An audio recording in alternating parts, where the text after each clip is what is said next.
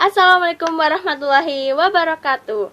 Perkenalkan, nama saya Rizkiana Fadila dari kelas 12 AKL 1.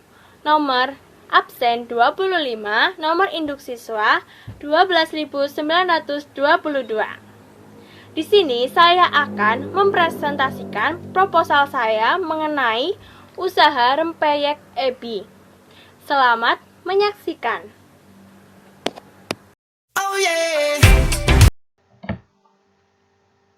Jadi sekarang kita akan mulai untuk melihat perencanaan usaha saya, yaitu perencanaan usaha rempeyek ebi yang disusun oleh saya sendiri, Rizkiana Fadila, dari kelas 12 AKL 1, nomor induk siswa 12.922.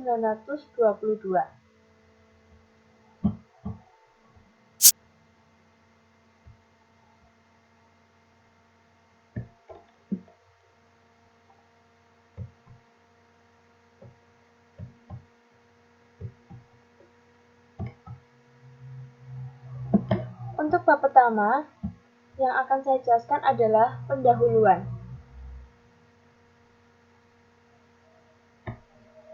Pendahuluan terdiri dari yang pertama adalah latar belakang. Latar belakang saya memilih usaha ini yaitu karena Kabupaten Cilacap terkenal akan kekayaan lautnya, salah satunya adalah ebi yang kaya akan protein dan mineral. Sehingga saya berniat untuk menjadikan ebi ini sebagai ladang usaha.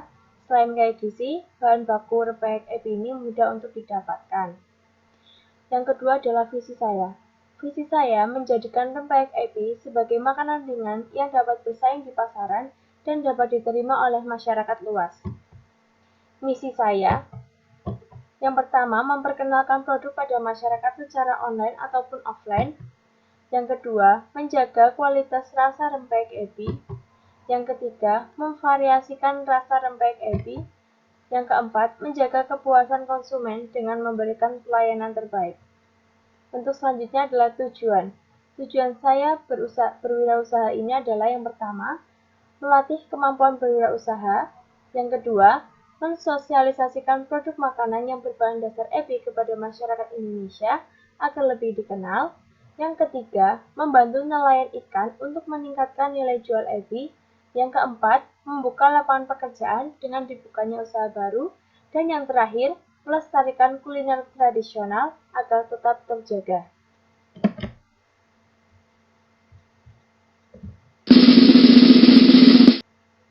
Untuk bab yang kedua yaitu profil usaha.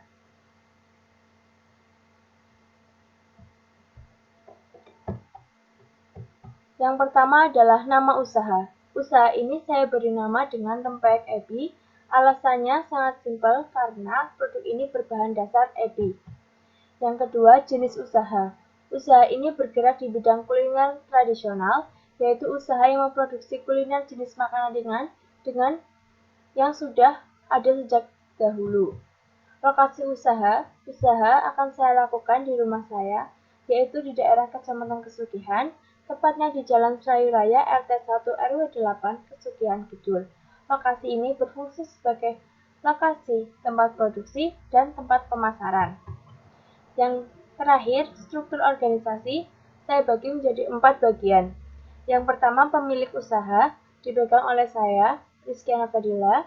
Yang kedua, bagian keuangan dipegang oleh saya, Rizkiana Fadila. Yang ketiga, bagian produksi dipegang oleh Bu Khotimah dan Bu Mutia.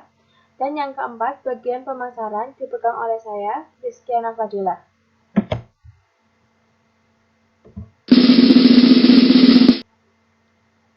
Untuk bab selanjutnya adalah aspek pasar dan pemasaran.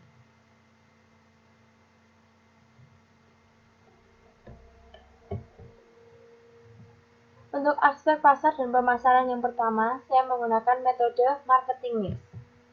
Yaitu, pada tahap pertama, produk yang saya buat adalah homemade. Artinya, produk dihasilkan asli dibuat oleh saya sendiri tanpa bahan pengawet dan bahan yang digunakan adalah bahan yang alami. Selain itu, produk ini berbahan dasar dari ebi dan tepung beras, di mana kedua bahan pokok ini mudah ditemukan dengan harga yang terjangkau. Yang kedua adalah price. Harga yang ditetapkan yaitu harga rata-rata dari pesaing sejenis.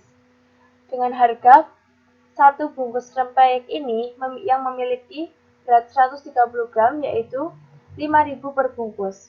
Namun harga ini dapat berubah sesuai dengan perubahan biaya produksi. Yang ketiga adalah price. Tahap ketiga yaitu price. Untuk tempat penjualan, saya menjualnya di toko saya yang beralamat di Jalan Selayu Raya, RT 1 RW 8, Kesugihan Kidul. Selain itu, saya juga akan mendistribusikannya ke beberapa tempat, seperti di kantin atau kampus, di kantin kampus atau sekolah, kantin tempat kerja, pasar, serta di beberapa tempat usaha seperti warung, toko, serta lapak. Untuk yang terakhir adalah promotion. Promosi akan saya lakukan dengan beberapa metode. Yang pertama adalah online, yaitu via Facebook, SMS, maupun WhatsApp. Yang kedua, face to face, yaitu dengan mendatangi langsung konsumen.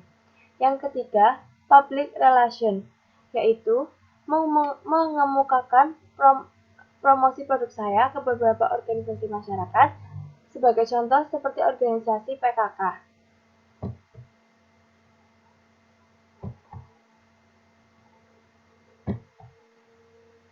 Untuk aspek pasar dan pemasaran yang kedua, saya memakai analisis pesaing usaha. Untuk yang pertama, yaitu strength, terdiri dari produk berkualitas, bahan baku yang dipakai aman untuk dikonsumsi, produk terbebas dari bahan pengawet, harga terjangkau, banyak dicari orang untuk camilan, serta tahan cukup lama yaitu sekitar 2 minggu.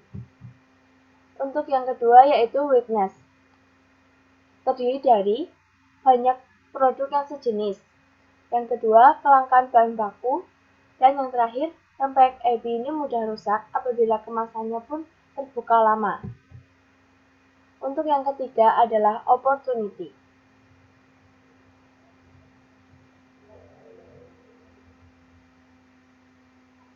yaitu kondisi masyarakat yang semakin konsumtif, sehingga mempermudah pemasaran saya. Dan yang kedua, kondisi masyarakat yang tidak mau ribet untuk mengolah makanan ini, sehingga mempermudah pemasaran. Untuk yang terakhir adalah threatness, adanya pesaing baru yang meniru produk tersebut, munculnya produk baru yang lebih unggul, serta naiknya harga bahan baku dan semakin langkanya bahan baku.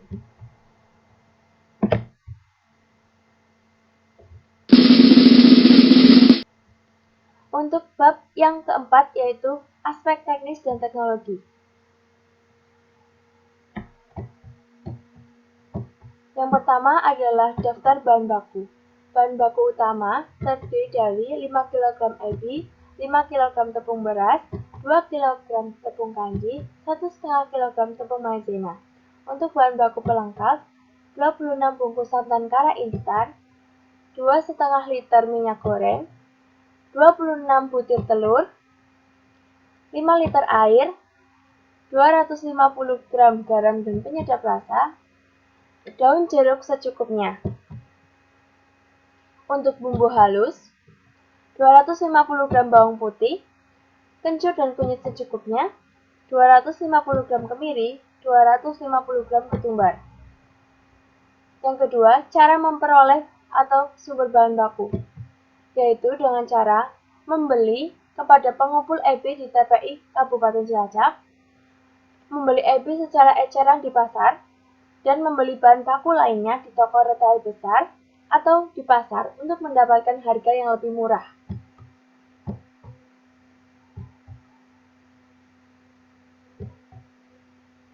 Untuk aspek teknis dan teknologi yang kedua yaitu peralatan. Peralatan yang dibutuhkan yaitu ada cobek, baskom, centong nasi, wajan, kompor, gas LPG 3 kg, solid, saringan minyak, serta plastik kemasan. Penentuan lokasi usaha.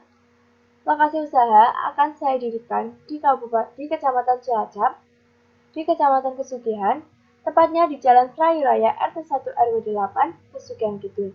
Lokasi ini akan saya jadikan sebagai tempat produksi sekaligus tempat pemasaran produk.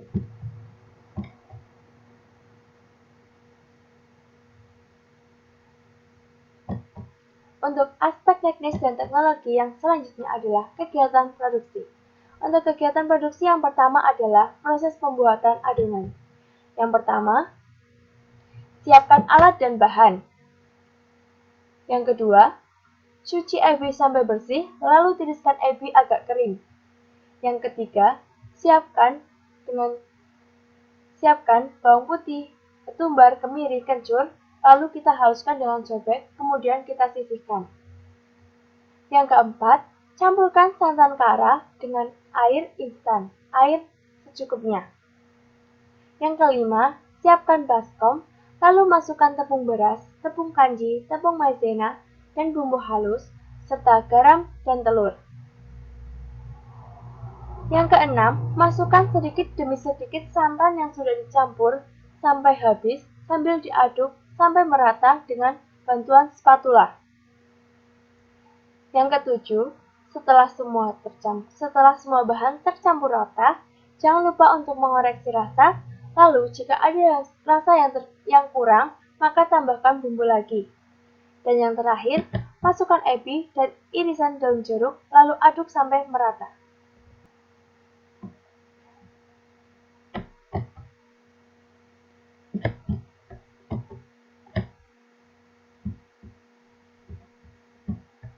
Untuk aspek teknis yang kedua, yaitu kegiatan produksi proses penggorengan. Yang pertama, panaskan minyak yang agak banyak dengan api sedang. Jika minyak sudah panas, ambil adonan dengan sendok nasi. Goreng dengan cara menuangkannya di pinggiran wajan.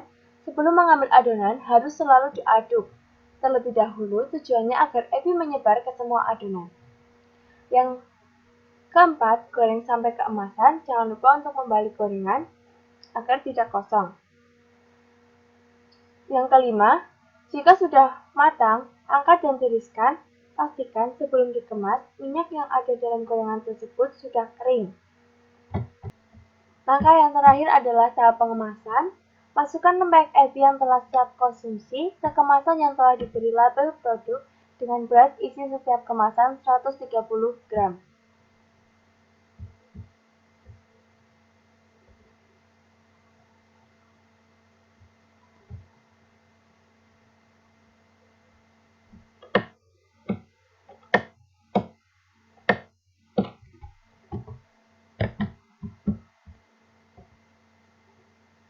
Untuk bab yang selanjutnya adalah bab aspek keuangan. Yang pertama adalah biaya produksi. Biaya bahan baku untuk setiap satu kali produksi membutuhkan biaya sebesar Rp249.000. Untuk biaya produksi biaya alat, untuk pengeluarannya seluruhnya adalah Rp243.000. Biaya alat ini dapat diestimasikan untuk selama 3 tahun. Jadi, untuk setiap tahun memiliki biaya yang lebih sedikit daripada biaya yang tertera. Aspek keuangan yang kedua yaitu biaya produksi, biaya operasional lainnya. Untuk 1 bulan membutuhkan biaya sebesar Rp1.196.500. Untuk perhitungan biaya produksi, untuk biaya produksi per bulan itu membutuhkan total biaya sebesar Rp7.677.500. Untuk perhitungan biaya produksi per produksi membutuhkan total biaya sebesar Rp295.270.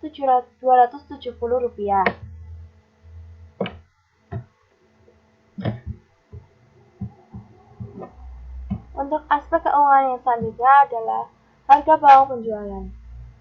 Jika dalam satu kali produksi, saya dapat memproduksi sebanyak 100 bungkus untuk satu kali produksi, maka dengan biaya untuk satu kali produksi sebesar Rp295.270, jadi dapat dibuat rincian untuk mendapatkan HPP yaitu untuk 1 bulan terjadi 26 kali produksi, artinya dalam 1 bulan dapat memproduksi 2.600 bungkus.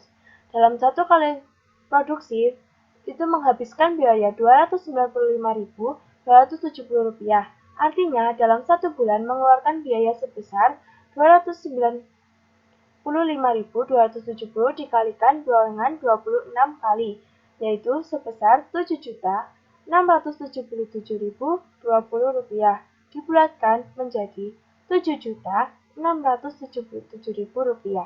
Jadi, HPP untuk setiap produksi, jika 1 kali produksi menghasilkan 100 bungkus, yaitu sebesar Rp7.677.000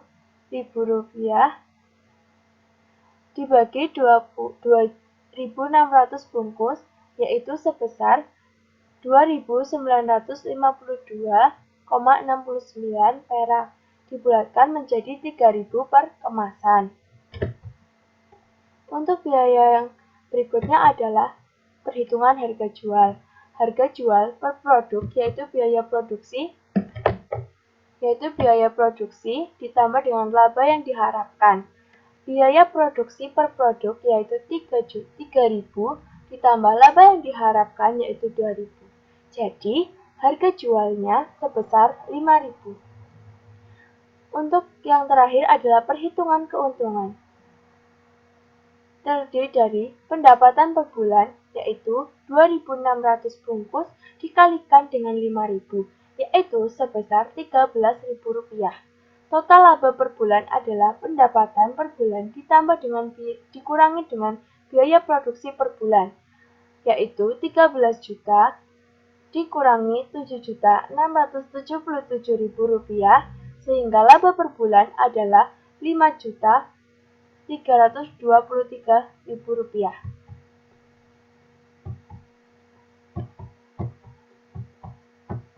Kesimpulannya bahwa rempeyek ebi adalah olahan yang unik dan sederhana. Selain itu, biaya produksi yang dikeluarkan terbilang murah, namun omset yang dihasilkan lumayan menjanjikan. Sehingga, sebagai wirausaha, untuk mempertahankan usaha saya harus selalu berpedoman pada analisis SWOT dan analisis marketing mix. Selain itu, saya juga harus selalu melakukan inovasi dan kreativitas pada produk saya dan selalu menjaga kepuasan pelanggan. Sekian presentasi saya, terima kasih atas perhatiannya. Mohon maaf jika ada kesalahan. Semoga bermanfaat bagi kita semua.